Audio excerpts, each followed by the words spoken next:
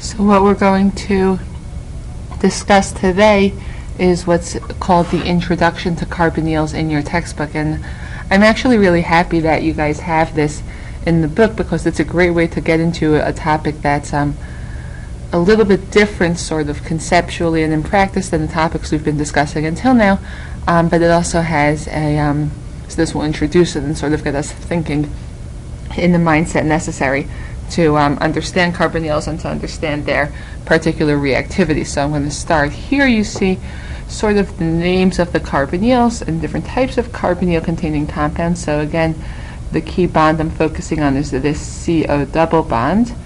And we can divide, and this is not a comprehensive list of carbonyls, your book has some more, but these are the ones that you're going to be responsible for in this case.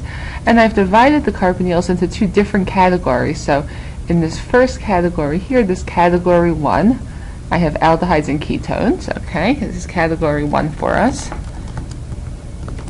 And category 2 here is everything else. And the reason we're dividing them into these two categories, or the logic in this division, is that these two, the aldehydes and the ketones, they have no leaving groups directly attached to the carbon of the carbonyl. So this R is not a leaving group, nor is this H. Neither are these two R's. So these R's will be alkyl groups, for example. Okay, these are not leaving groups, and that's in contrast to all of these compounds here, which have reasonably good leaving groups directly attached to the carbon of the carbonyl compound, including in this case the OH or a halide, a ester, thioester, amide. All of these heteroatoms that are directly attached to the carbon of the carbonyl, those have the potential to act as great leaving groups. So when we talk about the carbonyl, and this is important again for their reactivity, okay, so the fact that these guys all have potential leaving groups versus these guys not having leaving groups is going to affect their reactivity in the sense that things that have leaving groups are going to be able to kick those off. And that's sort of obvious, right, when I put it that way. But these things that are lacking leaving groups, they're not going to be able to kick off anything easily. When we talk about the nature of the carbonyl group, so again focusing in on this sp2 and the CO double bond, the carbon of the CO double bond of the carbonyl is sp2 hybridized. Okay, so again it has 3 bonds directly to it. It's highly polarized because the oxygen electronegativity, so that's part one, sorry. Part 2 says it's highly polarized due to the electronegativity of the oxygen, which is pulling a lot of electron density towards itself. So that's this polarization, is a lot of partial negative on the oxygen.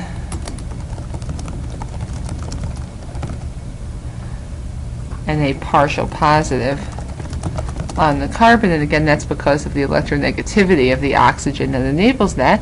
As a result of having that high polarization, as well as the fact that it's sp2 hybridized, that makes this carbon of the carbonyl highly electrophilic. It means it is extremely susceptible to being attacked by nucleophiles. And there are a whole bunch of different reactions that carbonyls are going to undergo, but they all pretty much start with the same basic step, which is the attack of a nucleophile on a carbonyl. So here let's do 4 different types of reactions, and again this is meant to be an overview, so we're going to go in a lot of detail on all of these reactions for basically the rest of the semester.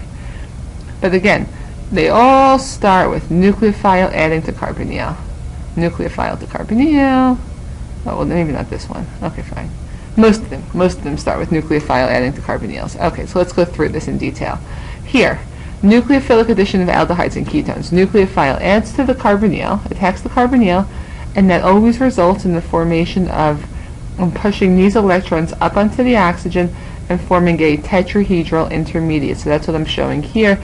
It's a carbon that has now 4 things attached to it. This is my tetrahedral intermediate. Now, I don't really have so many choices, so that we're focusing on the additions to aldehydes and ketones. My tetrahedral intermediate doesn't have anything that can be kicked off. Again, that's a feature of the fact that the aldehydes and ketones do not have any leaving groups directly attached to the carbonyl. Okay, so there's nothing here I can kick off, so the only thing left to do is for this O- to pick up a proton from an acid, for example, and form an alcohol. So again, this is nucleophilic addition of an aldehyde and ketone. Overwhelmingly, nucleophile comes in, attacks the carbon, swing up the electrons, tetrahedral intermediate, picks up a proton. Now I have an alcohol product. And we've seen this some. This is the standard sort of Grignard addition to carbonyls to give us the alcohol. So this is how we make alcohols. In that case, the Grignard is the nucleophile. I can also have, and this is pretty much only the case if my nucleophile is some kind of nitrogen compound. So second row here is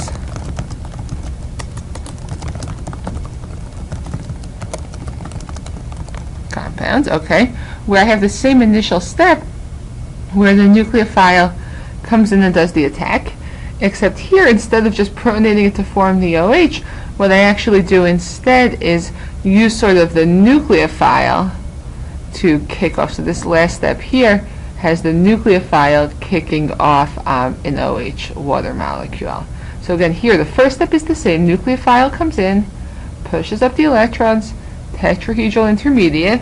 Now though, at this point, where I would normally just consider proton transfer and be done with it, here I have a protonation of the OH, but instead of staying here, I'm going to form a new C double bond, a new carbon double bond now between the carbon that used to be part of my carbonyl and a nucleophile, which is why for the most part this is only true for nitrogen nucleophiles, because they are the only ones that are interested in and capable of forming the desired double bond in this case. But again, the same initial steps are the same.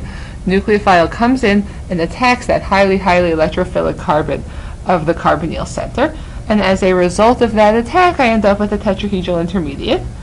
And again, because these aldehydes and ketones do not have any leaving groups, they can't kick to anything off, and therefore their choices for what to do at this point tend to be limited again to just forming the alcohol or to potentially forming a CN double bond. So again, we've seen this top case quite a bit in Grignard addition to carbonyl compounds. I can contrast this with the case where I have nucleophilic addition to carbonyls that have leaving groups. So again, in this top one, this first reaction is aldehydes and ketones. Here I have nucleophilic addition to things that have a leaving group, where I'm showing Y is my leaving group in this case. Nucleophile can come in and do the standard nucleophilic attack on a carbonyl. Alright, and when it does that, so if I attack here, attack just like that, and I can push up electrons and form a tetrahedral intermediate. So this is my tetrahedral intermediate, and now this tetrahedral intermediate can collapse back and kick off the leaving group. So the net result is that I've substituted a Y group for a nucleophile, an incoming nucleophile, and again that is particular for cases that have a leaving group, a Y, on the carbonyl carbon. Now, I am going to say this now, I'm going to say this in class, I'm going to say this as many times as I can, and I'm still going to see people who have the following logic. They look at this starting material, this guy here with the Y, they look at the product, okay, where the Y has the nucleophile, and they say to themselves, I don't need to go through this nonsense intermediate step. I can just do a direct attack, nucleophile kicks off Y. That's not correct. That's never correct. Okay, that would be an SN2 type mechanism. Okay, again, the direct substitution without going through a tetrahedral intermediate. You can draw those reactions as much as you want, and but that's not correct. So that's not going to be good for getting credit for mechanisms. And the reason that's not correct is because you can never do SN2 direct nucleophilic substitution on an sp2 hybridized carbon. Okay, you cannot do an SN2 substitution on a aryl iodide, for example, because that carbon is sp2, and you can't use that for Williamson ether if that were my case.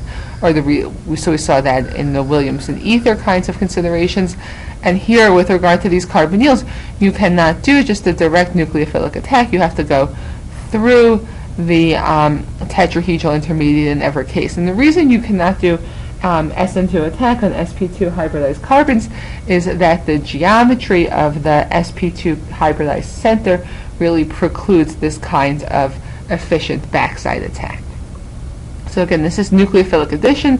For the aldehydes and ketones, I don't have any leaving group. I end up with these cases. For the rest of the carbonyls where I have a leaving group, I can do these net acyl, nucleophilic acyl substitution reactions. I can also do, and this one is a little bit more complicated and also potentially more interesting, is I can also do alpha substitution reactions. So it turns out that the alpha carbon, the carbon that's not the carbonyl carbon but one directly attached to it, that carbon has slightly acidic protons, and that can be deprotonated. So here, this proton is kind of acidic, all right, and again that's related to the electron density of the carbonyl oxygen sort of pulling everything like that. As a result of the fact that it's slightly acidic, I can pull out this proton off, generate an anion here, okay? I generate an anion at this alpha carbon, all right? I can also draw a resonance form that has that negative charge on the oxygen. So, and this is probably the more stable resonance form, okay, is this enolate. This is a more stable resonance form where the oxygen is the one bearing that negative charge, all right? More stable resonance form. And then this enolate, for example, can pick up a proton and form an enol. Okay, that's just the combination of ene for the double bond and ol for the alcohol. And these enolates, enols too, but we'll get into that a little bit later on, but these enolates can act as great nucleophiles, okay? So I can swing the electrons. This O- has an extra lone pair of electrons. Swing it down, reform a carbonyl, use the electrons in this bond to act as a nucleophile, and then kick off an X, okay? And I form now a new carbon-carbon bond between the nucleophilic carbon of alpha carbon of the enolate and what was electrophilic carbon that was originally attached to the halide, okay? It's important to note that whereas there are a variety of, or there are two different resonance forms I can use to draw my enolate, it turns out that and it even turns out that the more stable resonance form is the one with the O-. 98% of the time, this molecule is going to react as if the negative charge was here, meaning this is the site of nucleophilic attack, okay? Not this O-. This is not going to, the minus charge here is not doing the nucleophilic attack. This alpha carbon is, and the new bonds that are formed as a result of this enolate nucleophilic addition reactions, those new bonds are always formed now from the alpha carbon to whatever the electrophile is, and I can react these enolates with lots and lots and lots of kinds of electrophiles, and you know, all my favorite electrophiles, the alkyl halide, for example, is just one of the simplest ones. So again, that's enolate or enol. It's alpha substitution because of the ability of the carbonyl carbon to polarize everything. I form a negative charge on the alpha carbon, and that can act as a nucleophile. The fourth category, which is kind of interesting, is the carbonyl condensation reactions, and this is not really a new category at all. It's really just a combination of two different reactions. So carbonyl condensations are combinations of nucleophilic additions and alpha substitutions. And what I mean by that is the following. The first step in the carbonyl condensation reaction is deprotonation of the alpha carbon. So here I form an enolate, and we're used to this enolate from the third kind of reaction. So this enolate is a nucleophile. And I said this nucleophilic enolate can react with all kinds of things, whatever, you know, suits it. Nucleophilic enolate comes, in this case, and does a nucleophilic addition to the carbonyl. So this is the combination part. I can nucleophilically attack here, push up those electrons, and this now is a tetrahedral intermediate at this carbon with respect to this carbonyl center is now this carbon's tetrahedral intermediate. With regard to this carbonyl, this reaction looks like a alpha addition reaction, okay? The new bond that I formed is between the alpha carbon enolate here and carbonyl carbon here, so this guy is my new bond. And then, like all of my standard nucleophilic additions to aldehydes and ketones, I pull up a proton and form this product. This reaction, this particular example of a carbonyl condensation reaction, is called a aldol reaction. Aldol reaction, they're generally speaking reversible at most steps. They're also generally speaking acid catalyzed or base catalyzed. So again, this is to give you an overview of carbonyl reactivity. I have a bunch of different types of carbonyls and 4 primary kinds of reactions that these carbonyls are going to undergo in this case.